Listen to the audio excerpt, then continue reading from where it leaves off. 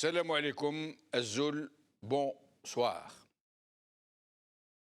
L'écrivain et journaliste Henri Calais, cet humaniste très émouvant, dont la vie a été si durement maltraitée, avait écrit ces derniers mots que je vais vous dire, quelques heures seulement avant de disparaître. Écoutez-le, je le cite. C'est sur la peau de mon cœur que l'on trouverait des rides. Je suis déjà un peu parti, absent. Faites comme si je n'étais pas là. Ma voix ne porte plus très loin. Mourir sans savoir ce qu'est la mort, ni la vie. Il faut se quitter déjà. Ne me secouez pas. Je suis plein de larmes. Fin de citation. Alors, pourquoi je vous parle de cet ultime sanglot d'Henri Calais? Juste pour rappeler l'impermanence de la vie et des choses de la vie. En vérité, ces mots sont adressés tout particulièrement aux barons du régime, à tous ceux-là qui sont enivrés par l'omnipotence que leur a conféré le coup d'État permanent qu'ils ont commis contre leur peuple et qui n'en finissent pas de le pressurer, de jouer avec l'avenir de ces générations futures et qui risquent de précipiter tout le pays dans une autre tragédie qui pourrait lui être irrémédiablement fatale. Oui, après tout, ces gens qui se sont arrogés le contrôle sur nos vies et sur notre nation et sur l'avenir de nos enfants, malgré nous et contre notre gré, sont après tout les nôtres. Ils sont sortis de nos flancs. Ils sont de notre chair et de notre sang. Nous nous sommes dressés comme un seul homme pour leur dire que nous voulons nous libérer de leur emprise mortifère. Mais peut-être est-il utile, en plus de les combattre et de les dénoncer, de les appeler à la raison, de leur rappeler que rien ne dure, qu'ils ne laisseront rien d'autre à la postérité et en héritage à leurs enfants que le souvenir de leurs crimes et de leurs prédations. Il n'est ni estimable ni encore moins noble de se réjouir du malheur d'autrui. Itchefa, comme on dit chez nous, cette joie honteuse, sale, malsaine, qui ne peut que rabaisser celui qui la ressent. Mais il est nécessaire, parfois, de rappeler par l'exemple et par les faits que la vie a ceci de juste qu'elle finit toujours par faire payer les factures. Il n'y a rien qui ne se règle comptant d'une façon ou d'une autre, tôt ou tard, comptant et ici-bas. J'espère que parmi ceux qui nous regardent et nous écoutent aujourd'hui dans cette émission, il y en a qui sont au plus haut sommet du régime. Parce que je veux leur montrer quelques images ô combien parlantes pour leur dire qu'il n'est jamais trop tard pour se racheter, qu'il n'est jamais trop tard pour tenter de demander pardon à ses victimes et de leur faire réparation. Aujourd'hui, il leur est possible à ces gens d'aller vers leur peuple, de ne plus le réprimer quand il crie justice, de ne plus chercher à le diviser, de ne plus le menacer de plonger son pays dans le terrorisme s'il persiste à revendiquer une vie digne et un état de droit. Alors, regarder et méditer. كذلك المسيرات في جزائر العاصمة مسيرات ممنوعة. ما دام ما نعرفوش نمشوا بلهنا ما نسيروش. سي اوسي كلار كو سا. تسقسي رايكوك. تشوف في بلدان الناس مظاهرات تاع مليون واحد سليمة. علاش حبسوا المسيرات في الجزائر؟ كان منع المسيرة اللي جات تاع 2001. مسلك المواطن، مسلك المملكة الاقتصادية، الله غالب. هذه هي الجزائر. إذا تقول لي التخوف إذا كان في 2019 يكون قمع، نقول لك الدستور ما جابش الإباحة. ما دام المظاهرات ممنوعة في العاصمة، الناس اللي تجي تهز كتافها باش تتظاهر بطبيعة الحال تمنع.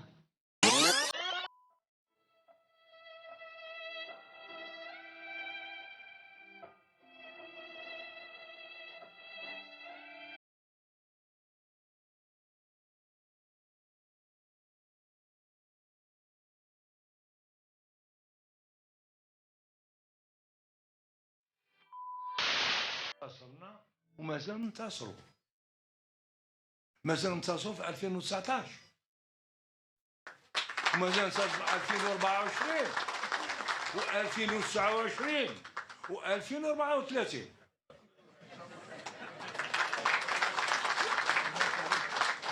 في 34 يكون عندي قرن في عمري ان شاء الله. عقوبة 12 سنة حبس نافذ وغرامة مالية قدرت ب1 مليون دينار جزائري في حق وزير السابق للتضامن جمال ولد عباس، مع التماس مصادرة الأموال والممتلكات الناتجة عن العائدات الإجرامية.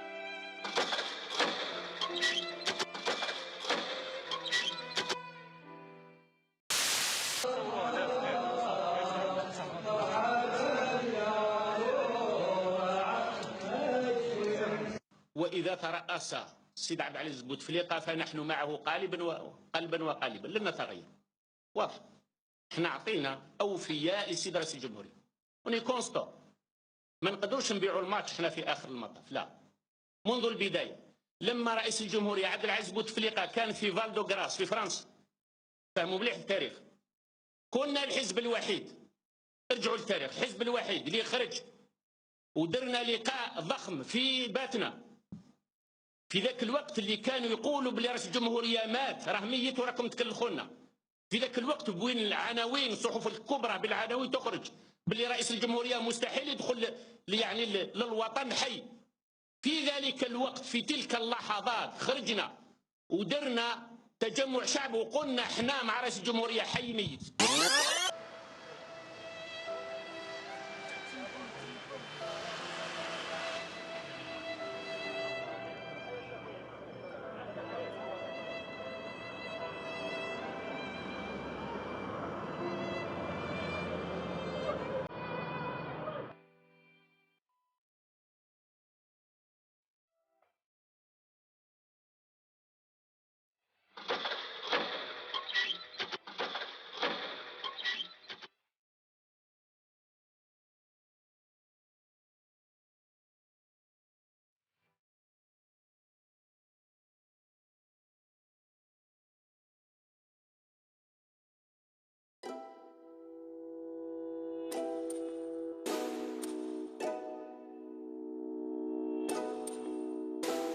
يما كتري من الدعاوي ولادك راهم خارجين يمشيوا على الحرية، يما ولادك متحضرين طالبين ديمقراطية، هاك الورد زيد الياسمين في مسيرة سلمية عالتغيير معولين. اليوم الشعبي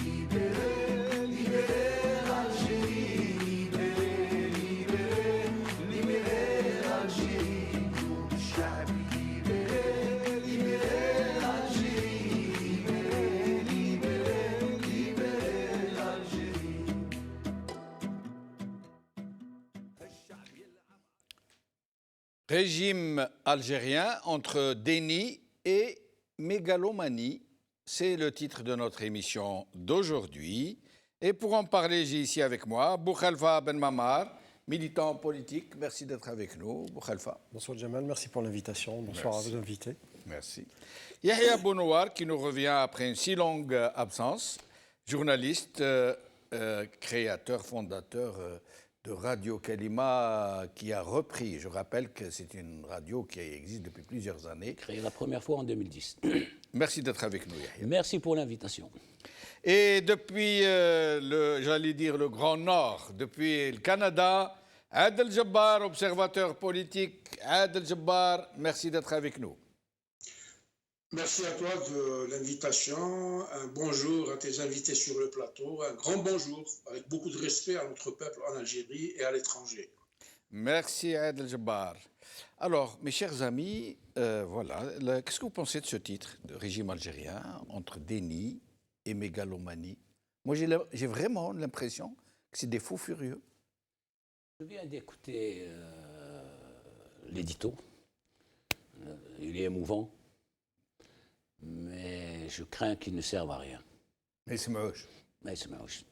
Ils sont en face, enfermés dans une bulle, dans le déni, dans une espèce de toute-puissance, alors ils n'ont jamais été aussi faibles, et dans la fuite en avant. Et à chaque fois depuis que le Hirak a commencé, et à chaque fois qu'ils reçoivent des coups, et là surtout le retour du Hirak, parce que pour eux c'était fini, l'histoire était terminée. Là, depuis le retour le 22, puis le 26, puis hier les étudiants, et puis le vendredi prochain. Et là, ils sont sous le choc et ils font n'importe quoi. Et là, en regardant peut-être leurs enfants, en regardant l'édito, vont sentir quelque chose. Mais je suis vraiment... Je ne pense pas qu'ils aient encore les moyens d'écouter qui que ce soit. Ni leurs enfants, ni leurs proches, et encore moins Jamal Eldin Bechenouf. Boukhalifa. Le régime dans sa globalité donc, va rester sur ses positions. Ce qui ne peut pas faire autrement aujourd'hui, c'est une éternelle fuite en avant. Pourquoi? Parce qu'il n'a pas le choix. Parce qu'il a peur que si jamais il rend les clés de ce pays, comme on dit, ces scandales ne remontent à la surface? Ou est-ce que parce que c'est un régime naturellement, biologiquement autiste, qu'il est insensible, sourd, muet à la réalité? C'est surtout les violences profondes que ce système, pratiquement depuis l'indépendance, a fait subir à la société. Donc, ça va être, à mon avis, extrêmement difficile de s'amender, d'aller dans ce sens-là. Et pourtant, Dieu sait que notre peuple est profondément pacifiste. Il l'a démontré, il le démontre tous les jours. Donc, non, la société n'est pas dans une forme de revanche. Quand une société comme la nôtre a traversé la décennie noire, la guerre civile, quand une région comme la Kabylie qui a payé un lourd tribut en 2001, quand on retrouve encore de l'espoir pour changer les choses pacifiquement, mais la nature du régime est telle qu'il ne s'imagine pas renoncer aussi facilement, puisque la nature même de ce régime est de confisquer, et de confisquer pratiquement tout ce qu'il y a au-dessus du pays. On arrive à avoir un droit de vie et de mort sur les gens. Quitte à faire exploser le pays en dernier recours. Ils sont contre-fiches. Pourtant, ils sont en train de faire des choses qui risquent de plonger le pays dans la violence, réellement. Ils ont déjà plongé le pays dans un bain de sang. Oui. Donc, sans aucun remords, sans jamais présenter des excuses. Ils ont ramené le plus corrompu de l'histoire de l'Algérie et l'ont maintenu 20 ans à la tête de l'État. Et ils avaient comme projet de le reconduire pour un 5e mandat, si ce n'est le 22 février 2019, en sachant que ça allait vers l'abîme. Donc l'avenir du pays, l'avenir de cette jeunesse, en tout cas, ils montrent tous les jours qu'ils sont contre-fiches. C'est malheureusement la réalité. On est en face de généraux. En face, on n'a pas des hommes politiques qui réfléchissent, qui ont des visions. On a des généraux grabataires qui sont tous en fin de vie. Mais c'est suicidaire pour eux-mêmes. Ça veut dire, à la limite, ils auraient encore cette rente avec laquelle ils ont réussi à faire fonctionner le pays tant bien que mal, plutôt plus mal que bien, mais en tout cas à se maintenir. Mais là, ils n'ont plus les moyens de leur stratégie. Il y a une dimension qui est de l'ordre du psychologique, même dans les. Regardez, même dans les démocraties, l'ivresse du pouvoir, elle est là. Ah oui. C'est extrêmement difficile quand quelqu'un était au pouvoir. C'est une addiction. C'est une addiction, et puis nonobstant les avantages substantiels que les diverses fonctions leur permettent. Vous savez, François Mitterrand, sa seule hantise vers la fin, c'était de ne plus pouvoir être soigné, pris en charge comme il avait été. Comme il avait été pratiquement durant ces 2 septennats, pas que le deuxième. Mais donc vous imaginez chez nous où c'est en plus de la nature prédatrice du régime, vous avez des gens qui sont capables de prendre le déjeuner qui arrive par vol affrété directement de Paris et dîner avec autre chose. Celui que vous avez montré, là, avait un chauffeur dédié qui, tous les matins, à 6 h du matin, allait chercher les croissants. C'était son boulot. Les meilleurs croissants d'Alger, il allait les lui chercher tous les matins. C'était un boulot. Donc ils sont dans ça, mais ils sont aussi dans autre chose. Le jeune Mohamed Tajdid, quand il a été conduit au DRS à Antar, à Abla, comme l'appellent les Algériens, les officiers lui ont dit « Jazair Ta'na ». C'est clair. Oui, donc on a des Algériens par million qui crient le bled, bledna, et on a des généraux qui, entre eux, disent le bled, bledna. On a des Algériens qui crient par million Medaniya, Meshi Askaria, et on a des généraux qui disent Askaria, Meshi Medaniya. Donc voilà dans quoi on est, et c'est pour ça que il va falloir les faire tomber. C'est-à-dire, aujourd'hui, le peuple algérien, s'il pense, s'il espère avoir un avenir, il n'y a pas d'avenir avec ces généraux. Il faudra les enlever. Oui, mais je pense que ça devrait se faire dans le cadre d'un processus transitionnel. Et puis, je pense que surtout... Il n'y a que ça. Surtout que le peuple n'est pas dans une démarche de vengeance, ni de... Oui. Il réclame justice, bien sûr. Et je pense que fatalement, on ne pourra pas faire l'économie de... Alors, nous allons demander à Adel Jabbar. Adel Jabbar, sur cette question, ce régime mégalomane, le déni, il est sourd, muet, ou alors il se maintient parce qu'il n'a pas le choix. Il se croit obligé pour sa propre survie et pour la suite des événements de se maintenir, la vie ou la mort en quelque sorte. Avant de répondre à cette question, je voudrais d'abord évoquer aujourd'hui le jour anniversaire de la mort d'un de nos héros, un grand shahid, Mohamed Al-Arabi, Ben Mehdi Allah yarhamou. Comme au passage, j'évoquerai aussi l'anniversaire d'un tyran dont Yahya vient de parler, qui est déjà de son vivant rentré dans la poubelle de l'histoire. Pour revenir à ce régime-là, il faut comprendre définitivement que nous sommes dans une caserne. Nous sommes gérés par des gens qui ont la mentalité, la culture de la caserne. Donc c'est une hiérarchie rigide, sévère, idiote, qui est là à donner des ordres. Ces gens-là qui ont fait un coup d'État, qui ont commencé à tuer en 1957, qui se sont emparés par la mitraillette en 62 du pouvoir, qui ont intronisé un civil qu'ils ont dégommé en 65 pour nous dire qu'il s'agit d'un redressement révolutionnaire. À l'époque, il y avait un homme fort, un militaire qui était très fort, en l'occurrence Boumediene, qui s'est assumé, qui a assumé ses responsabilités. Mais depuis la mort de Boumediene, tous les autres, c'est des petits pantins, c'est des petits clowns qui ont trouvé la solution pour mettre en avant un civil, une vitrine civile, de larbins et de gens soumis au diktat de la mitraillette, et puis ils les ont fait fonctionner comme ça. Le seul qui a osé un petit peu sortir de leur feuille de route, il lui a troué le crâne avec une rafale de mitraillette, c'est Mohamed Boudef, Allah yarhamou. Maintenant, le cirque continue.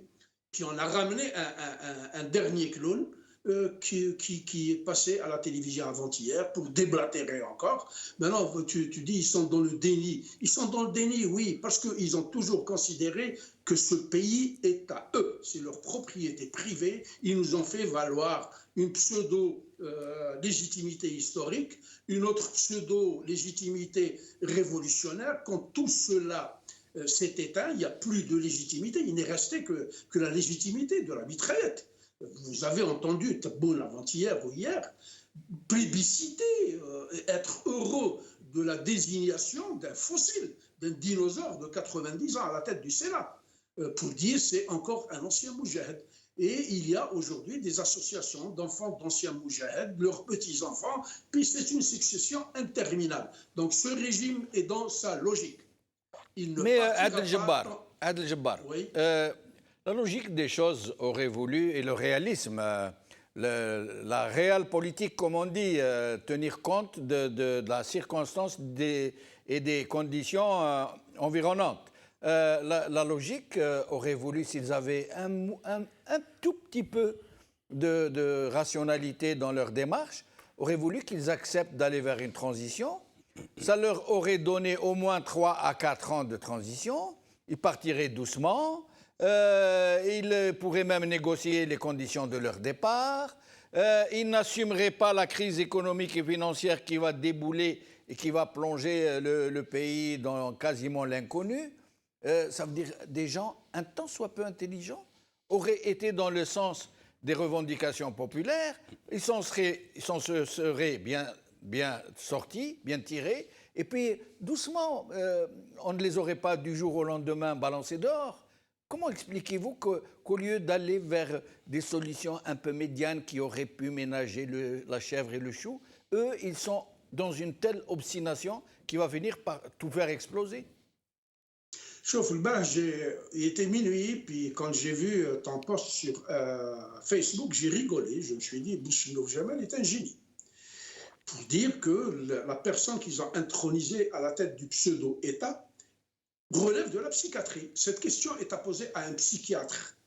Parce que le petit peu qu'il est nécessaire d'avoir comme raison dans la tête de n'importe qui, y compris un animal instinctif, un animal, quand il voit le danger, quand il le sent, il bat en retraite et il essaye de s'organiser pour se défendre, pour négocier sa survie, etc. Mais ces gens-là sont complètement dans le déni, ils s'en foutent. Vous savez dans quoi ils sont? Ils sont dans la logique du colon israélien qui crie, qui gueule que cette terre lui appartient, mais il n'a même pas un acte de propriété. Donc il y a le notaire qui a signé ce document, il n'existe pas. Leur notaire, c'est Dieu. C'est Dieu qui leur a donné cette terre-là, elle leur appartient.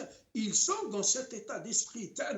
Vous avez évoqué, je pense que c'est Yahya qui en a parlé tout à l'heure, pour dire que la police politique considère ce pays comme le sien. Moi, j'ai suivi un petit peu le jugement de Brahim Lalami. Le juge lui avait dit, et clairement et explicitement, il nous considère comme des pouilleux. Ou Yahya, que vous avez présenté tout à l'heure, disait, nous ne savons même pas marcher. Ils sont dans le déni. Pour eux, nous ne sommes rien. Nous ne sommes même pas de bons locataires qui payons le loyer.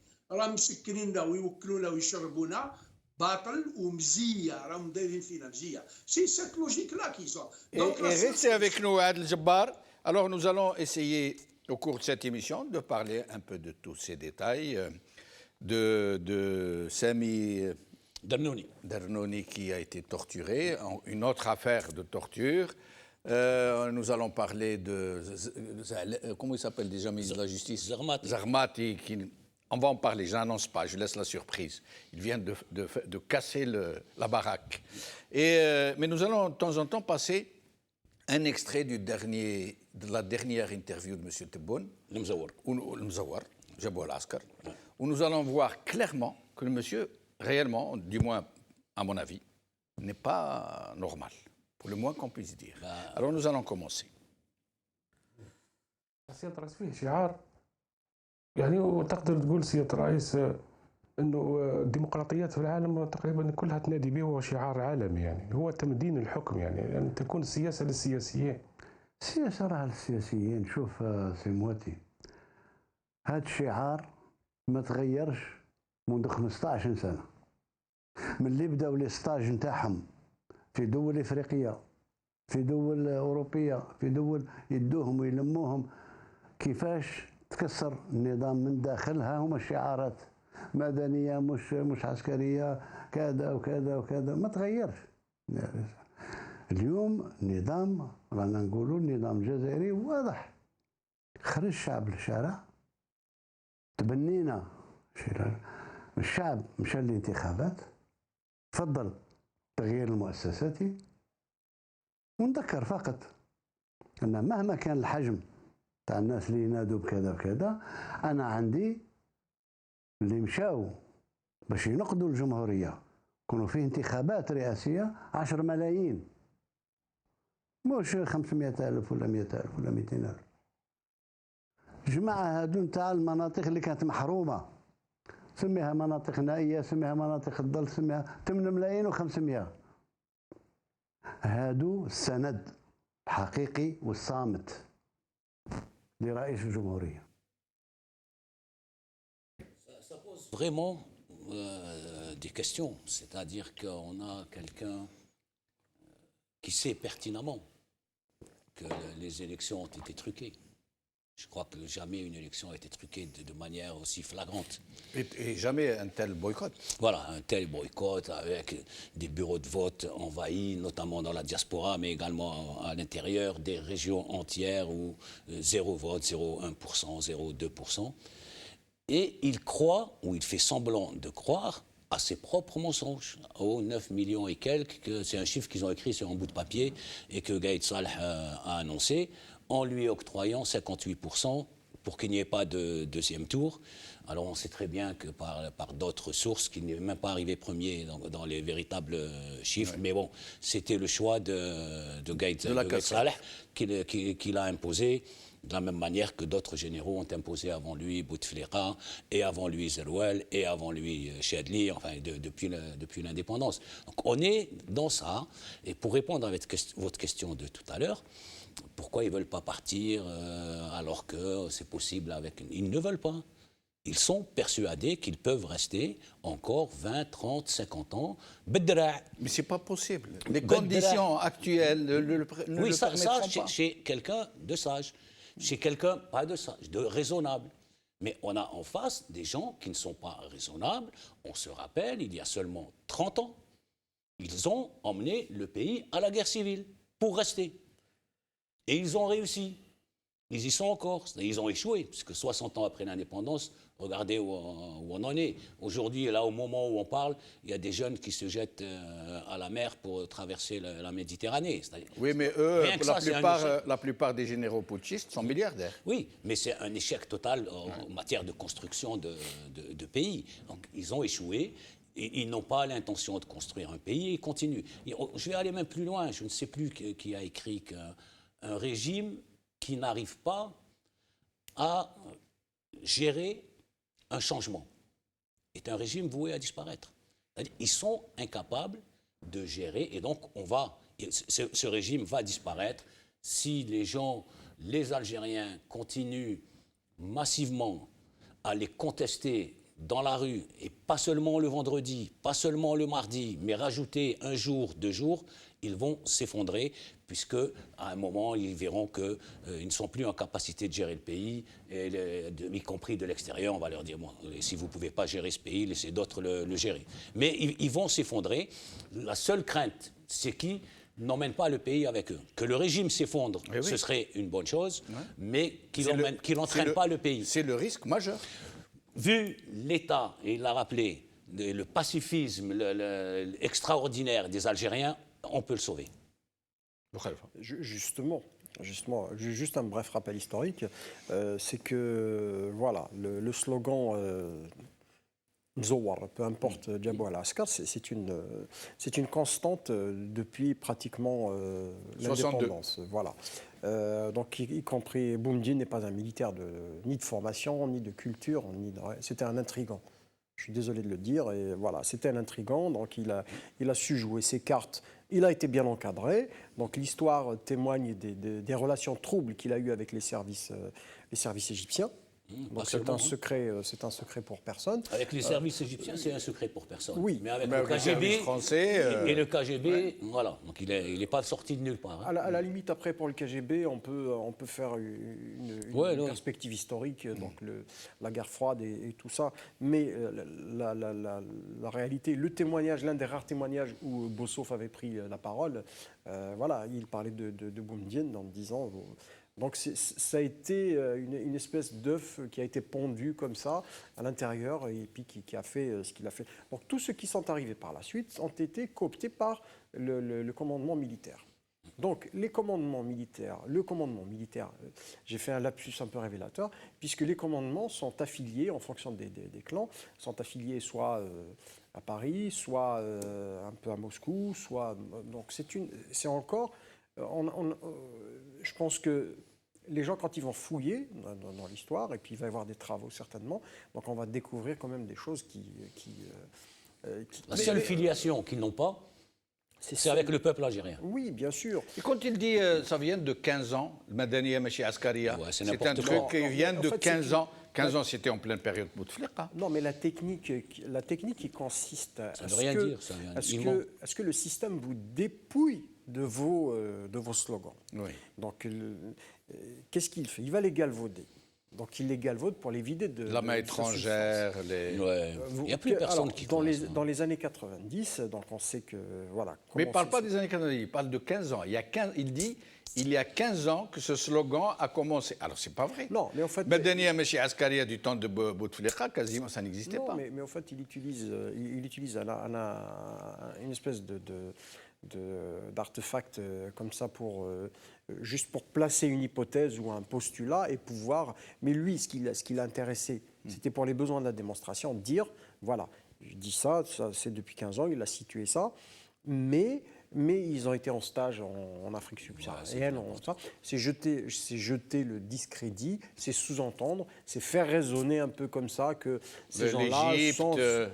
Peut-être l'Égypte, les frères musulmans. Non, mais comme il n'a pas le courage de le dire. Non, mais l'Égypte est en Afrique. En fait, quand il parle comme ça, il parle exactement comme un officier d'enseignement. Non, mais il ne faut pas lui prêter plus qu'il n'en faut, en fait. C'est un officier qui lui a dit ça dans l'oreille, il l'a répété. Sans savoir ce qu'il dit. Non, mais ce qu'il dit, c'est qu'aujourd'hui, il ne peut pas dire Ayadir Khafia, la main étrangère, ils ne peuvent plus le dire parce que c'est gros, ça ne passe pas. Donc, il faut qu'il fasse résonner une autre arrière. Donc, la technique était très vieille. En sous-entendant qu'il y a des gens qui... c'est la fameuse 5e colonne, mais revisitée. Donc, ces gens-là font sans la 5e colonne, mais c'est revisité. Il ne peut pas le dire ouvertement. Parce qu'il utilise le mot, le hirak, il utilise un peu ça, donc façon d'essayer de se l'accaparer, mais il n'y arrive pas, parce qu'il n'est pas crédible, et puis aussi... Il est médiocre. Adel Jabbar, si vous le souhaitez de temps en temps, en fait, comme si vous étiez dans le plateau, vous pouvez interrompre. Il nous excuse. Alors, Adel Jabbar, une question justement. Quand il dit... parmi les 10 millions qui ont voté, il y a 8,5 millions qui viennent de l'arrière-pays, les déshérités, appelez-les comme vous voulez, il dit comme ça. Il stoppe, ça veut dire qu'ils ont voté pour moi, c'est notre soutien. C'est pour les opposer au reste de l'Algérie. C'est pour opposer... D'ailleurs, on sait qu'il n'y a eu que 8% à voter. Le vrai chiffre est de 8%, le même qu'en France. Mais sinon, bon... Chiffre gonflé, chiffre bourré, mais quand il dit les 8,5 millions de l'Algérie profonde qui ont voté, n'oubliez pas, c'est notre soutien. Ça veut dire notre soutien contre le reste de celui qui n'a pas voté, c'est-à-dire le Nord. Il veut opposer une population à une autre. Non, il n'oppose rien. Il ne faut pas lui accorder trop d'intérêt à ce monsieur. C'est un nulard absolu. Les Algériens disent... راهو يتيري برك هذا كنت تعطي له la valise nucléaire, il va transformer le monde en un immense champignon. البارح واش يهضر هذا السيد هذايا قال لك حنا رانا مبعثين العسكر للنيجر باش يعلموهم في لا ديمقراطيه. قلت لهم انايا envoyé Tartag avec sa chignole, comme ça il fera un trou de tous les Nigériens, يدخلهم la démocratie. صار في بلادك قاعد تقمع في الناس، اللي يجي يهضر تحطوه في الحبس، واللي ما يهضرش تحطوه في الحبس، واليوم تجي انت تبدا تخلط Il n'a pas vu qu'il y avait des dizaines de millions d'Algériens le 12 décembre dans les rues. Rien qu'à Alger, il y avait plus d'1 million ou 2 millions de personnes qui battaient le pavé et qui tournaient le dos à des centres de scrutin, je dirais pas vote, qui étaient vides, où il n'y avait que des genoux dans survêtement, des jeunes athlètes qui couraient comme des lapins d'un endroit à un autre. Il ne faut pas lui accorder de l'importance. Alors je vais vous dire une chose, je vais suggérer le اللي جابوه. On a 2 bonnes places à Constantine, كاين العثمانية وكاين جبلواش. يحطوه dans un asile psychiatrique. Ce sont des asiles psychiatriques. Exactement, c'est sa place. Ce type-là est un menteur invétéré. Il ne produit que le mensonge, mais surtout l'idiotie. S'il parle de 8 millions, حسبهم هاد السيد هذا، والله ما على بالو البطاطا شحال تسوى. والله ما على بالو. Alors, Adel Jabbar, je vais revenir à vous parce que vous n'avez pas suffisamment parlé, mais nous allons regarder un autre extrait de M. Tebboune et après je vais vous épargner. Alors, nous allons encore l'écouter, nous parler de l'armée. Hein. Écoutez bien. سيادة الرئيس حتى ما تروحليش الفكرة زيادة على هذا الشعار اللي تكرر كثير يعني تكرر كثير. شفنا بعض محرري بعض الافتتاحيات اللي قالوا باللي فيه اختلاف بينك وبين مؤسسة الجيش وراحوا إلى درجة أنهم تخلوا عليك وأنت فكرت أنك تستقيل يعني مذابين يعني يا سلام سلم وهذا بهذه البساطة هذه يعني شوف الجيش نعتقد أن الجيش وصل درجة نتاع الاحتراف والمهنة والمهنية بعد عن السياسة تماما.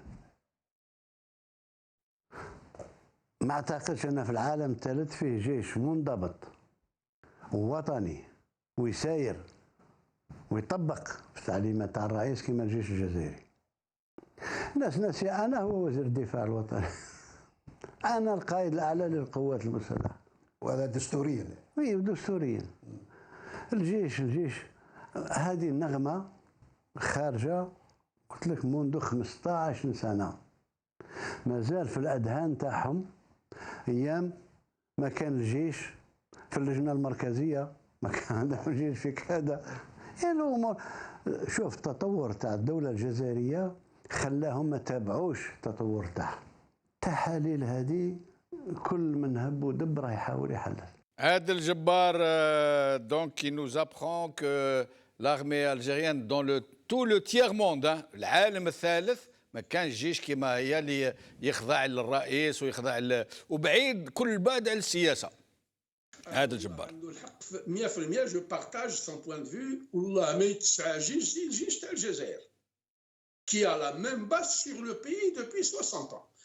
Et je l'approuve encore de se définir et de se qualifier comme ministre de la Défense avec un DEFONCE, qui n'a jamais tiré une cartouche, qui n'a jamais mis un treillis, qui s'autoproclame chef de toutes les armées.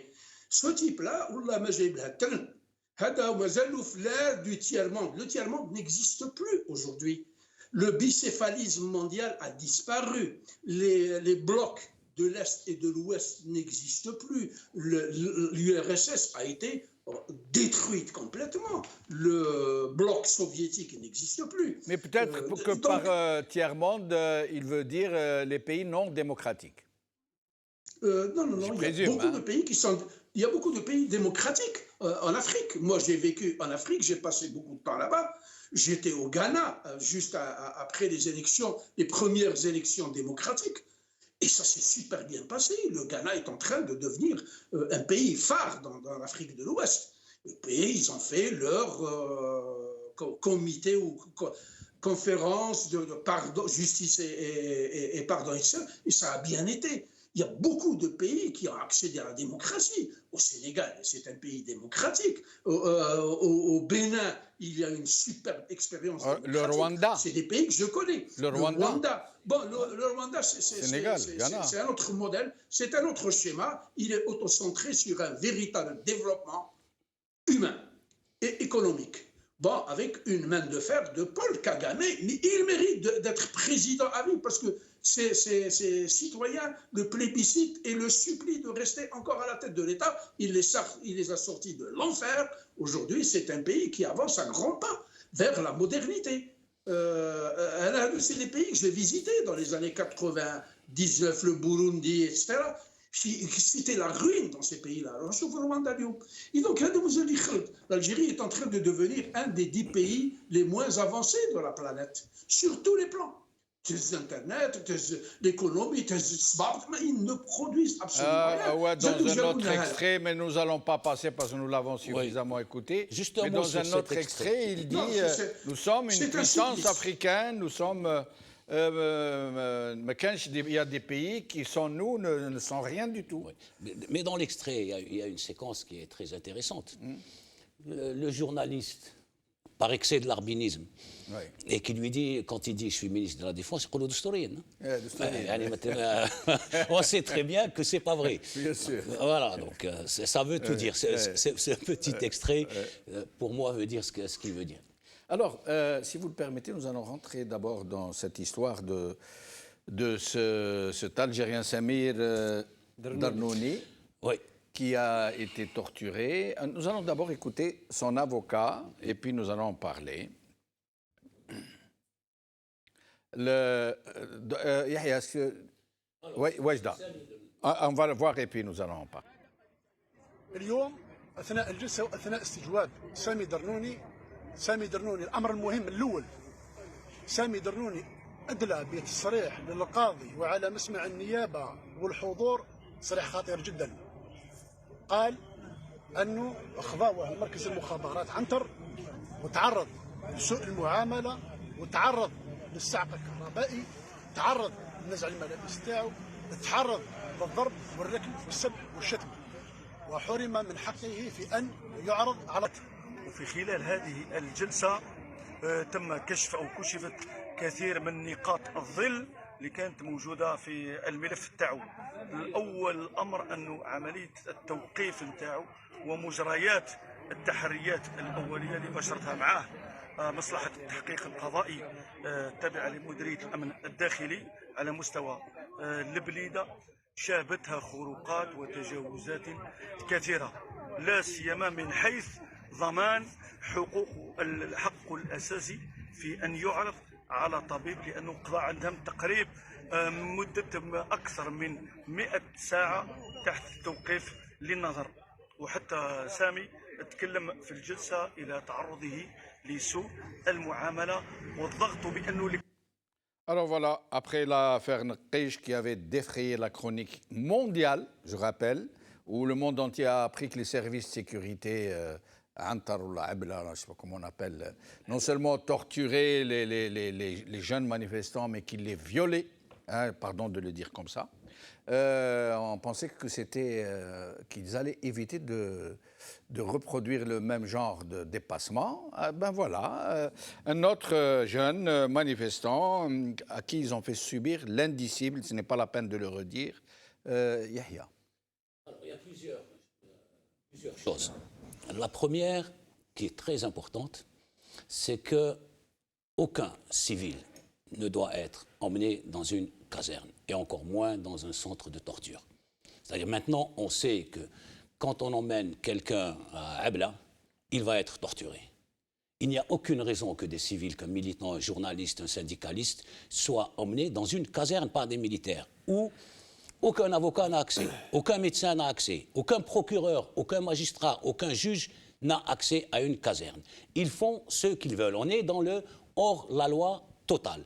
Ceci doit s'arrêter. Et moi, je dis aux Algériens, si ils emmènent votre fils à Abla, allez à Abla, parce qu'ils vont torturer votre fils. Quand il est dans un commissariat de police, si la garde à vue, au bout de 24 heures, elle est reconduite, un avocat a le droit d'entrer. Un médecin a le droit d'entrer. Dans une caserne, ils font ce qu'ils veulent. Il faut que ça s'arrête immédiatement. Le deuxième point, c'est la torture. Évidemment, ce n'est pas la première fois qu'ils torturent. Ils l'ont fait pendant tout le temps. Depuis, ils ont torturé Abben avant de le tuer. Donc, ça remonte à très loin. Mais là, on torture des militants pacifiques. C'est-à-dire qu'avant, l'opinion, même si c'est condamnable la torture, on arrête quelqu'un avec une bombe qui allait la faire exploser, l'opinion accepte. On arrête quelqu'un avec un Kalachnikov, il ne faut pas torturer, même si c'est ces gens-là, l'opinion accepte. Ces gens-là, la seule arme, s'ils en ont une, c'est un smartphone.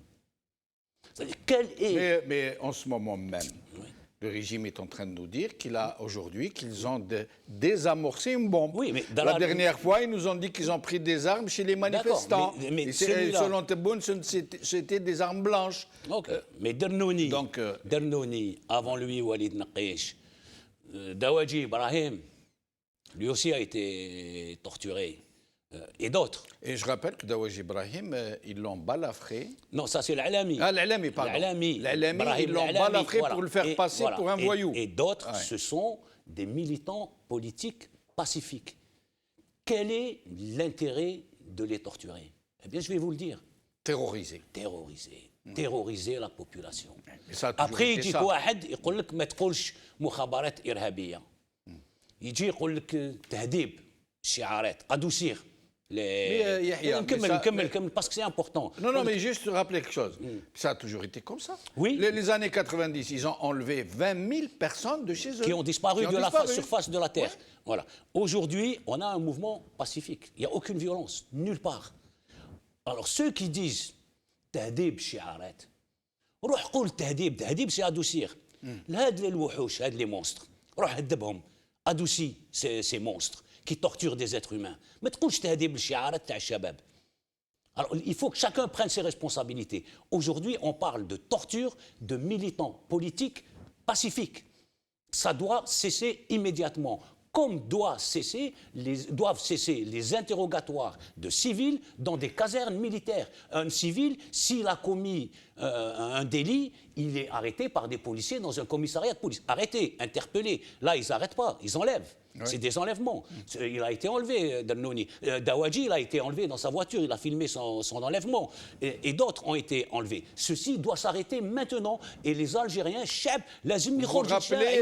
vous rappelez l'affaire du gendre de commandant Azdin, qu'ils avaient enlevé et qu'ils ont suicidé. Oui. Ils ont trouvé une arme chez lui. Tout le monde a vu qu'ils ont pris son arme, pour laquelle il avait un port d'armes.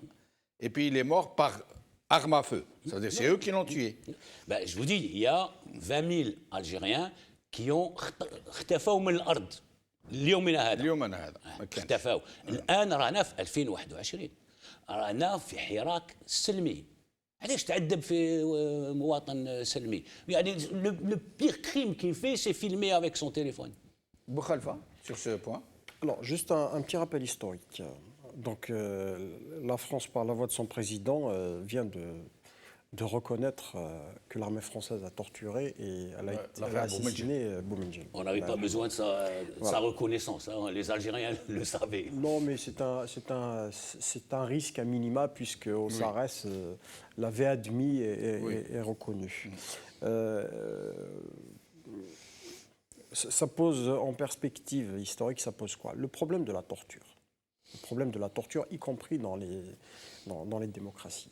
À partir du moment où on délègue à l'armée des pouvoirs de police, donc en général pour lesquels elle n'est nullement préparée, donc ça donne ça. Dans une démocratie, à la limite, c'est dans des états de guerre. Non, mais surtout dans des démocraties, à la limite, parce qu'ils votent les pouvoirs, les pleins pouvoirs, les pouvoirs spéciaux et tout. Mais chez nous, ça n'a jamais été une démocratie, ça a été une constante. La torture, comme Yahya l'a rappelé, à Ben Ramadan a fait l'objet de sévices avant de rendre d'être étranglé. Voilà. Dans les bases de l'Est. Où vous savez, dans les manuels d'histoire, mais pas officielle algérienne, le traitement et les sévices qui étaient réservés après une parodie de justice, alors qu'on était encore en guerre, hein, des officiers ou des sous-officiers, des Djounoud Moudjahidine, qui se retrouvaient de l'autre côté de la frontière, étaient jugés d'une manière expéditive, se retrouvaient à creuser leur propre trou C'est-à-dire que ces gens-là, comme on dit chez nous, où elles n'arrivaient pas. C'est-à-dire qu'ils voulaient qu'on en finisse, mais il fallait d'abord supplicier le condamné. Voilà, le condamné avant qu'il ne trépasse. Donc, c'est du sadisme. Voilà, mais ça va au-delà. C'est devenu...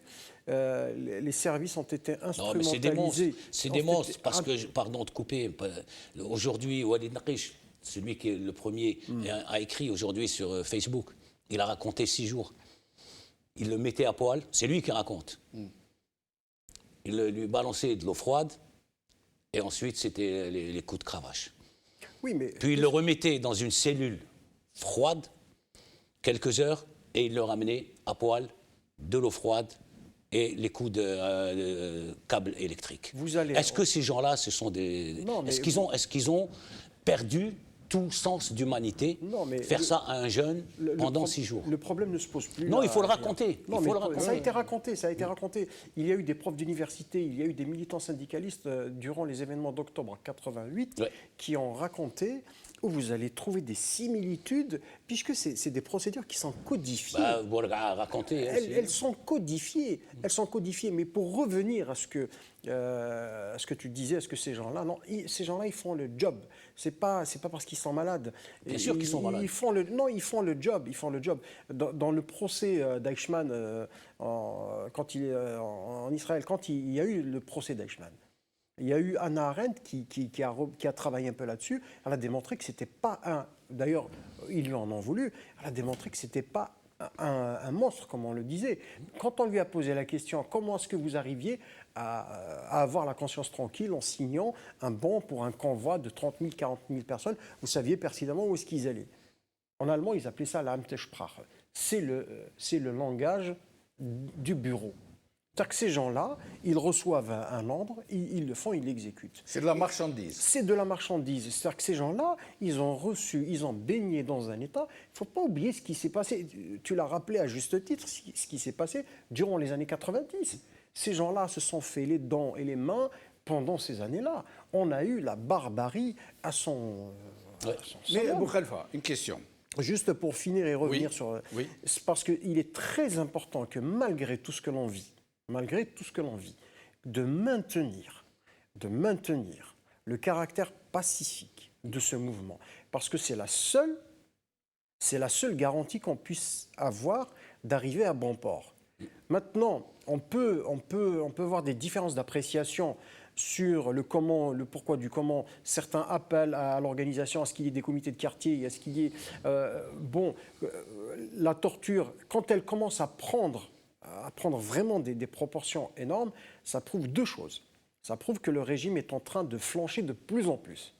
Parce que tous les régimes qui ont flanché, donc au moment où ils commencent à plonger, donc voilà, comme un réflexe suicidaire, ils essaient d'emporter le maximum d'individus avec eux. Donc nous, il ne faut absolument pas, il ne faudrait pas qu'il y ait des aspérités sur laquelle ils puissent nous tenir, notamment Tahdhib Shi'arat, on en reviendra si tu veux après. Moi, je pense qu'il est extrêmement important, y compris dans nos slogans, d'avoir ce sentiment pacifiste. Je ne suis pas le Christ en disant que si je prends un coup sur un côté et que je donne l'autre, non, ce n'est pas du tout ça. Je pense que les gens devraient s'organiser aujourd'hui. Quand ils sortent manifester, il faudrait qu'ils restent groupés, il faudrait qu'ils restent soudés, il faudrait que les comités puissent alerter, puissent mettre en place des réseaux d'alerte pour qu'on puisse le savoir. Entre parenthèses, donc moi je suis membre d'une ONG, on travaille quotidiennement avec nos correspondants, Riposte internationale. Donc on a pratiquement un instantané, mais il y a toujours des arrestations qui passent au-dessous du radar. Alors, je me permets de vous interrompre. Donc la question, je vais la poser à Adel Jabbar. Adel Jabbar, quand on voit l'ampleur de ces pratiques, torture, viol, et c'est quasiment systématique, au point où ça en est devenu systémique. Ça veut dire que ça fait partie de la nature même des pratiques usuelles, habituelles de ce régime, de ces services. Alors moi, la question que je pose, généralement, la torture, ou la question, comme on l'appelait au Moyen-Âge, la torture a pour but de faire parler celui qu'on interroge. C'est une méthode très poussée d'interrogatoire. C'est pour obtenir des aveux. Or, en l'occurrence, il semble que ce ne soit pas des aveux que ces gens tentent d'obtenir. Il semble que cette pratique a pour effet de terroriser, de dissuader les gens de manifester, de dissuader les gens de s'organiser. Ça veut dire faire peur par la torture, par le viol. Est-ce que c'est le cas? Ou est-ce que réellement, c'est comme ils le prétendent eux, ce sont des petits interrogatoires comme c'est pratiqué à un certain moment par les Américains, rappelez-moi le... Guantanamo. Guantanamo. Adel Jabbar. La torture chez eux est un métier. C'est comme vous, le matin, vous sortez de chez vous, vous prenez une douche, vous vous rasez, vous mettez une cravate et un costume, vous allez travailler. Eux, ils partent pour faire du boulot pendant 8 heures, 10 heures, des heures supplémentaires, et ils s'amusent à étaler toute leur monstruosité sur des êtres humains qui sont des épaves. Regardez la réaction. Moi, je suis très content du shi'ar qui a été inventé par le peuple algérien. Mukhabarat إرهابية يتنحوا العسكر je sais pas quoi la mafia. Ça leur a fait très mal parce que c'est la première fois depuis 1962 qu'ils ne sont plus dans l'action, ils sont dans la réaction pour se défendre et essayer de se disculper et essayer de montrer un visage un peu plus humain alors que c'est de véritables monstres. La jeunesse algérienne et le peuple algérien viennent de mettre le doigt sur la plaie. On a fini par sortir les véritables décideurs du cabinet noir, c'est-à-dire que la junte militaire qui gérait le pays par procuration à travers une vitrine civile et servile. Aujourd'hui, ils sont au devant de la scène et on vient de sortir leur police politique, c'est-à-dire leur bras armé qui ne produit que la peur et le terrorisme et la rapine. Au devant de la scène, ça leur a fait très mal. Moi, j'invite les Algériens, j'encourage tous les Algériens. Vous savez, ici, on a une petite cellule de gens qui sont en train qui s'organisent déjà pour diffuser tous les témoignages de toutes les victimes des violences de ces psychopathes et les faire porter à l'opinion publique, ce qui leur fait très peur, ce qui soit découvert. Aujourd'hui, il faut, si on a des photos, si on a des noms, il faut les diffuser. Il faudrait les afficher sur... Mais Adel Jabbar, oui. Sur ce que vous êtes en train de dire, vous savez que chez les Algériens, comme dans toutes les sociétés conservatrices de ce type, beaucoup de gens hésitent et refusent de parler du viol. À plus forte raison, pardon de le dire comme ça, quand il s'agit d'hommes qui ont été violés, les gens préfèrent garder cette blessure toute leur vie et mourir avec, plutôt que de l'avouer, parce que dans notre société, plus ou moins, la personne violée semble parfois plus coupable que le violeur lui-même. Et ça, les gens qui torturent et qui violent le savent. D'où c'est le courage exactement ce qu'il ne faut pas faire. Moi, ça me rappelle un petit peu les procès des prêtres pédophiles de l'Église protestante. Vous savez, un prêtre est un monsieur qui est très important chez les protestants. Ils ont commis des crimes et des viols sur des enfants. Ça les a rattrapés. Chez les catholiques aussi. Hein. Les catholiques aussi, vous dites Yahya Bonouar. Hein? Oui, absolument. Mais moi, parce que je suis à côté des États-Unis, puis c'est beaucoup plus protestant que catholique, donc j'ai suivi cette chose-là.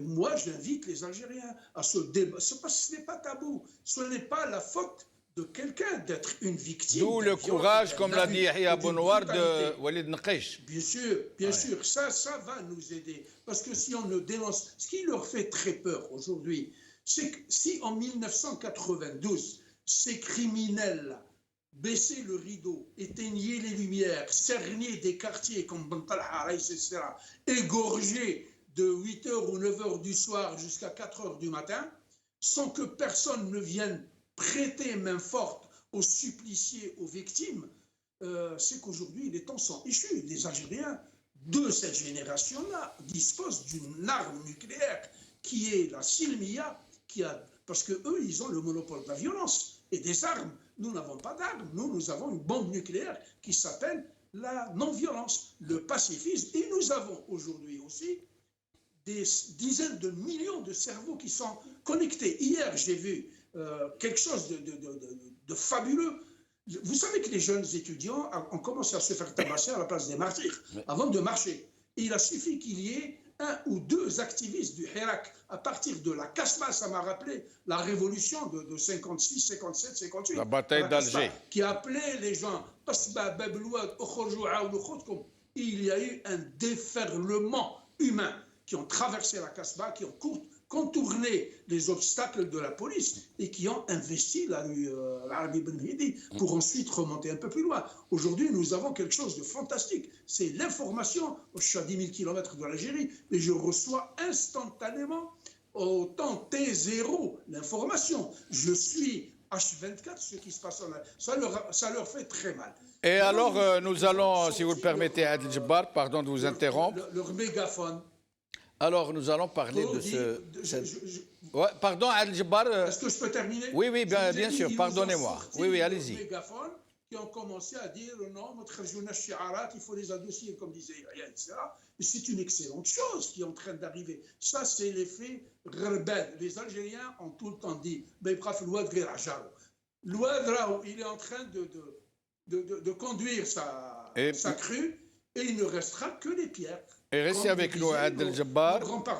Alors, nous allons parler de ce sujet qui vient de tomber, c'est aujourd'hui, c'est cet après-midi, Monsieur Zarmati, le ministre de la Justice, qui vient donc, je crois, de proposer un projet de loi pour retirer la nationalité algérienne, déchoir les Algériens de leur nationalité, de l'étranger. Oui. De l'étranger. Les Algériens de l'étranger. S'ils sont contre l'unité nationale ou le Non, s'ils collaborent avec des forces étrangères. S'ils considèrent qu'ils sont traîtres. Il suffit, qu'ils vous disent. Voilà, exactement comme, juste un mot, on va faire, parce que la parenthèse, le parallèle, il est là. Le Mukhabarat Irhabiya, ce qui les dérange, c'est que, depuis l'indépendance, quand ils n'aiment pas quelqu'un, ils lui collent l'étiquette de traître à la nation, mercenaire, agent. Non, Irhabi. Quand ils veulent, à qui ils veulent, c'est le Mukhabarat, le DSI, qui avant s'appelait DCE, Direction du contre-espionnage. Aujourd'hui, ils ne contre-espionnent plus personne. Ils s'occupent que des DSI, Sécurité de l'Intérieur. À quoi sert le ministère de l'Intérieur? Mais bon, Mukhabarat Irhabiya, ça leur fait mal parce qu'ils considèrent que Irhabi, il n'y a que eux qui peuvent le coller à qui ils veulent. Et en 2021, des jeunes Algériens leur ont retourné cette étiquette. Irhabiyin, c'est vous. Et c'est pour ça que ça les met, et qu'ils ont sorti plein de gens. Et ça ne serait pas sorti justement à cause de ça? À cause de l'affaire Walid Naqish. Sécurité, Irhab. À cause de l'affaire Walid Naqish. Bien sûr, Irhab. Quelqu'un qui terrorise les gens est un terroriste. Quel qu'il soit. Absolument. Terrorisme d'extrême droite, terrorisme d'extrême gauche, terrorisme islamiste, terrorisme d'État. Dès lors qu'on terrorise des gens, on est un terroriste. Et ces gens-là sont des terroristes puisque leur boulot consiste à terroriser la population, à faire peur aux militants. Mais à ce point, ils déchoient. Alors maintenant, ils veulent déchoir de la nationalité algérienne les Algériens à l'étranger qu'ils vont... Alors il y a trois. Un qui porte atteinte à l'unité nationale, on a vu ce que ça veut dire. Il y a des dizaines de jeunes qui sont en prison pour une publication Facebook. Ils considèrent que c'est ils considèrent ce qu'ils veulent. Déchoir la nationalité, les traîtres. Donc ils vous considèrent comme traîtres et ils vous enlèvent la nationalité. Donc ces gens-là se conduisent comme si le Jazair firmat ababahum. Donc là où ils n'ont le jinsiyya الجزائريين واحد اخرين. نتاع الخارج. Donc ça vise expressément, directement, la diaspora. Après tentative de terroriser ceux de l'intérieur, maintenant ils veulent terroriser ceux de l'extérieur. Attention, on va vous enlever la nationalité. Vous n'êtes plus des Algériens. Si demain vous parlez, vous êtes un agent étranger. Voilà. Et là, ça pose un gros problème parce qu'il y a certains de la diaspora qui ont une autre nationalité. Et donc si on enlève la nationalité algérienne, ils ont une nationalité française, américaine, canadienne. Mais il y en a qui ne sont qu'algériens. Oui. Et donc, on va faire de nous des apatrides. Voilà ce qu'ils veulent. Voilà ce qu'ils veulent. Faire de nous des apatrides sans nationalité. On revient à ce que vous avez dit au début, ces gens-là sont malades. Moi, personnellement, étant habitué aux sorties de ce monsieur-là, donc c'est de la fanfaronnade de toute façon. Non, ils vont le faire. Non, je ne pense, moi personnellement, je ne pense pas. Pourquoi ils le feraient pas? Ils vont le faire. Je pense que ça va être compliqué. Le Parlement est sous leurs ordres. Bien sûr. Et puis ils peuvent même légiférer par ordonnance. Il n'y a plus de Parlement, il n'y a pas de Parlement. Non, il n'y a pas de Parlement en fait. Donc c'est quelque chose qui même dans la configuration où ils ont trop d'intérêt aussi pour ne pas ouvrir la boîte de Pandore. Parce qu'on sera obligé de dire que Tebboune Mzouar, il a de la famille ici qui sont dans... Voilà, donc ça va remuer un tas de choses. Vous pensez que c'est un coup de bluff, un coup d'estomac? C'est pas un coup de bluff. Non, c'est il y a pour une autre quelques lecture. personnes. Vous savez, en Égypte, il suffit que vous teniez un propos qui soit qualifié par deux ou trois exégètes de l'Azhar qui vont vous excommunier. Oui. Et vous savez, quand vous êtes excommunié en Égypte, c'est-à-dire ipso facto, votre femme doit divorcer de vous. Parce que vous n'êtes plus musulman. Voilà. Et du coup, là, vous devenez, pour le coup, un paria. Un paria. Voyez où est-ce qu'on va. Donc, mais ils vont y aller. C'est-à-dire, si, encore une fois, il faut connaître ce régime.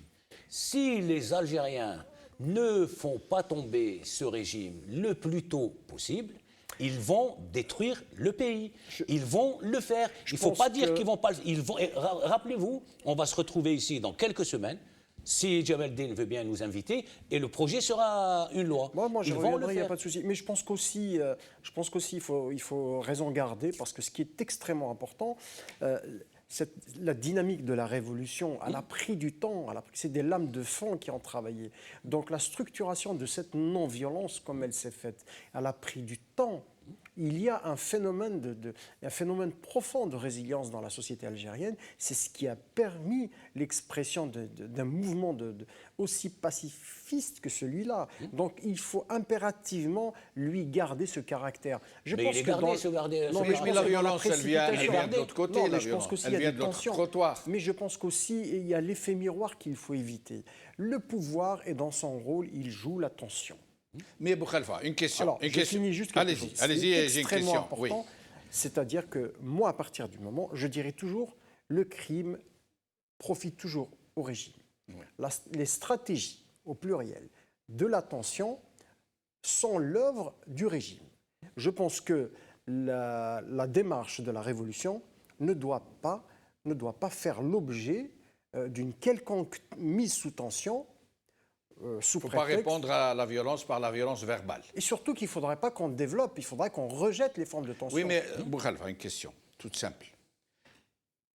Les services de sécurité algériens usent de la torture et du viol comme d'une méthode, non pas d'interrogatoire, mais de terreur. C'est pour terroriser les gens. C'est pour les dissuader de sortir, de manifester. Dire de ces gens qu'ils sont des terroristes, à mon avis, ce n'est pas de la violence. Non, ce n'est pas s'inscrire dans le registre du régime. C'est dire les choses pour qu'elles soient perçues en tant que telles par toute l'opinion publique du monde. Que les gens sachent à qui on a affaire. Je pense qu'aussi, je reviens toujours à ce phénomène, quand vous avez souligné tout à l'heure, ce n'est pas uniquement du fait d'un conservatisme d'une société que l'on ne peut pas faire part d'exactions, a fortiori quand elles sont d'ordre...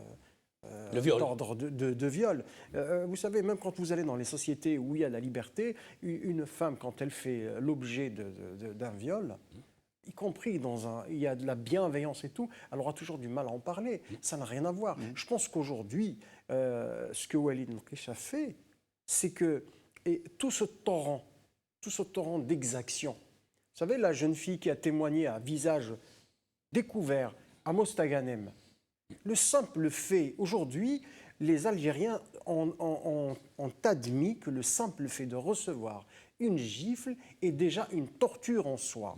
Je pense que le curseur du refus des Algériens est en train de monter. Le seuil de tolérance des Algériens est en train d'être, je parle de la tolérance pour qualifier les choses, Ce qui est important, moi aujourd'hui, je ne vais pas qualifier les services de ce qu'ils sont ou de ce qu'ils ne sont pas, ce n'est pas mon rôle. Moi, mon rôle, c'est de dénoncer, c'est d'être bienveillant à l'égard de mes concitoyens qui ont fait l'objet d'un quelconque mauvais traitement ou exaction, d'être là avec eux et de pouvoir, et je pense qu'on est dans un élan révolutionnaire, il faudrait aussi que nos concitoyens, en s'entraînant, puissent créer eux-mêmes les moyens de dénoncer systématiquement et de les porter à l'information du monde. On peut dénoncer. Pardon, Yahya. Adel Jabbar, sur ce point. Oui, alors. Une seconde. C'est juste pour dire qu'il faut dénoncer le crime. Il faut dénoncer la torture. Bien sûr. Mais il faut aussi dénoncer les tortionnaires. Quand on dénonce un crime et qu'on connaît le criminel, on doit dénoncer le criminel. Et les tortionnaires, c'est Abla. Les tortionnaires, on les connaît. Ils l'ont dit, ils ont dit où ils ont été violés, par qui, comment. On ne peut pas se taire et dire je ne sais pas qui c'est. Pourquoi vous dites pas, ça s'appelle le centre Antar. Les Algériens l'appellent Abla. Pour faire de la dérision. Oui. Antar ou Abla, Zama, vous le féminisez. Oui. C'est pas moi, c'est les Algériens. Mais le féminiser, en fait, c'est porter atteinte à la femme algérienne. Absolument pas. C'est l'humour algérien. Moi, je dis à la limite, Antar criminel, Antar le terroriste. Voilà, donc il ne suffit pas de dénoncer le crime. Oui. Quand on connaît le criminel, on dénonce le criminel. Quand on connaît le tortionnaire, on dénonce le tortionnaire. Et nous savons, Walid et Dannouni nous ont dit où, qui et comment. Donc les criminels, les tortionnaires, ils sont au centre Antar. Alors, Adel Jabbar, sur ce point. Je vais rajouter quelque chose par rapport à ce qui vient d'être dit par Yahya. Albert Camus disait mal nommer les choses, c'est ajouter à l'angoisse des gens. Je suis parfaitement d'accord avec lui qu'il faut mettre le visage sur le nom de tous les criminels et afficher publiquement, comme le faisait le Far West américain avec Wanted et une prime. Donc aujourd'hui, avec les moyens que nous avons, nous pouvons étaler leur sale gueule à travers toute la planète. Cette histoire d'échoir les Algériens de leur citoyenneté. D'abord, moi, honnêtement, je vais vous faire un aveu. J'ai honte de partager la même citoyenneté que ces monstres, que ce régime criminel et ses affidés. N'oubliez pas que le géant de la révolution, Dal Hussein a fait l'objet de la même proposition par des pieds nickelés du Parlement qui voulait le déchoir de sa citoyenneté dans les années 2000 ou 2000, je ne me rappelle plus de l'année. Mais je sais qu'il y a eu une proposition pour enlever la citoyenneté algérienne à Aït Ahmed. Maintenant, cette tentative maladroite et volontairement criminelle de la part de cet exécutant de basses œuvres et de mauvaises besognes est en train de ça fait partie aussi d'un plan concocté par Moukhabarat pour diviser encore une fois les Algériens et faire admettre la thèse du complot étranger et de la main étrangère qui vient de l'étranger et qui finance. Moi, j'ai écouté ce matin la conférence de presse de Gilali Sofiane qui était royalement reçu à Al-Maghribia et il vous envoie ses fleurs en vous traitant de Qanat al-Adou, qui était en train de dire c'est d'outre-mer que les menaces sortent, c'est des gens qui sont financés, on sait par qui sont les puissances étrangères qui les financent, on sait qui, blablabla. On sait aussi aujourd'hui que tous les Algériens, de quelque obédience qu'ils soient, ils n'ont jamais demandé du tout l'intervention d'une puissance étrangère, ce qui est particulièrement fabuleux et qu'il faudrait dire et qu'il faudrait rappeler aux Algériens, c'est que ce Hirak-là est un mouvement extraordinaire qui a dépassé les idéologies et la partisanerie. Il a regroupé en son sein toutes les idéologies qui existent en Algérie. Pourquoi? Et il en a fait des idéologies inclusives, pas exclusives. C'est pour ça qu'il y a eu une puissance et une force et une lame de fond qui continuera à faire ce travail de balayage et de nettoyage jusqu'à l'effondrement de ce régime criminel qui n'en a pas pour longtemps, je vous l'assure. Je ne suis pas un optimiste béat, mais les données que nous avons aujourd'hui à travers les réactions intempestives d'une hiérarchie qui présente une façade homogène, mais qui est en train de s'entretuer comme des sangliers blessés. Chacun veut sauver sa peau aujourd'hui. Je ne pense pas que parmi la hiérarchie militaire des 400 ou 450 généraux, ils doivent tous être d'accord. Parce qu'il y a des gens qui n'ont rien à voir avec eux. Je ne les accuserai pas de lâcheté, parce qu'ils sont en train de fermer leur gueule. Bon, ils sont dans une organisation où la discipline prévaut. Oui, ils sont complices. Alors, leur silence est une complicité criminelle. Il faudrait choisir, dans une révolution, on choisit, on est à gauche ou à droite. Tenir le bâton par le milieu, on ne peut pas jouer au baseball, on ne peut pas frapper la balle. Alors, Adel Jabbar, je me permets de vous interrompre. Nous arrivons à la fin de l'émission. Vous allez avoir à peu près 1 minute 30 chacun pour nous dire ce que vous pensez. J'aimerais bien que vous puissiez nous parler du Hirak. Oui. Yahya Bonouar. Alors, 1 minute 30. Le retour du Hirak dans les rues, dans toutes les grandes villes en Algérie, parce que le Hirak ne s'est pas arrêté. Les manifestations se sont arrêtées. Le régime a pensé que c'était terminé. Et puis, poum, tout d'un coup, le Hirak est revenu sans qu'il y ait d'appel, sans que ce qu'ils considèrent les figures du Hirak n'appellent. C'est revenu tout seul. C'est comme ça. Ils sont sous le choc. Et puis le Hirak, cette fois-ci, est allé, parce qu'il n'est pas revenu, il ne revient pas comme il s'est arrêté. C'est-à-dire, ce n'est pas possible. Il y a eu 1 an, ça revient sous une autre forme. Et ce que je constate, c'est qu'en revenant, là, il tape le cœur du régime. Le cœur du régime militaire, c'est sa police politique. C'est ces gens-là qui torturent, qui terrorisent pour le compte de l'état-major et des généraux. Ceux-là font la sale besogne. C'est le bras politique de l'armée. La police politique, c'est le bras politique de l'armée. Donc, on le sait depuis le début. Et donc là, maintenant que le Hirak est revenu, il les a mis sous pression. Ils étaient un peu tranquilles, ils ont libéré leurs copains, et là ils sont vraiment sous pression. Et donc, il faut que les Algériennes et les Algériens, vendredi prochain, sortent en masse, encore plus que vendredi dernier, pacifiquement, tranquillement comme ils le font depuis le 22 février 2019.